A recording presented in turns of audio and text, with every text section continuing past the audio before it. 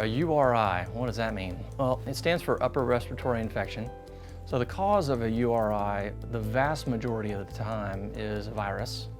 There are a number of different viruses and they have big, long, complex names, but suffice to say they're all in the virus class. The common cold is just that, it's a virus, which doesn't respond whatsoever to an antibiotic.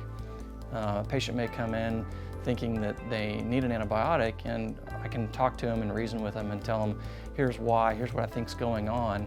Treatment options for the common cold are really supportive measures. Most importantly, rest. It's essential.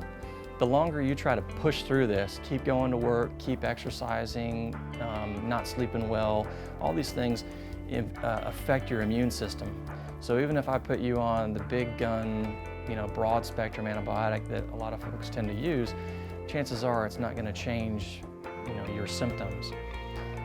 We just basically need to wait the thing out.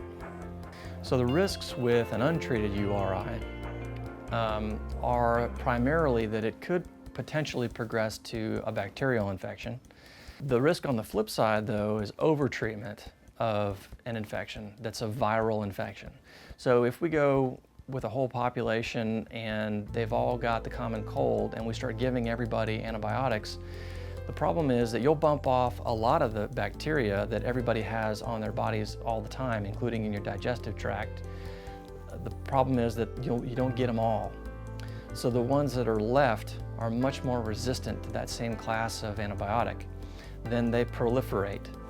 Then you hit them again, let's say 6 months later, with a similar antibiotic or even a different class of antibiotic. You kill most of the bacteria, but you leave a few behind. And so over generational time, you start to select out for the really resistant bacteria, and that's how you get into these MRSA and other types of resistant bugs. So there's good reason to be hesitant when using an antibiotic. Hold it in reserve for serious bacterial types of infections.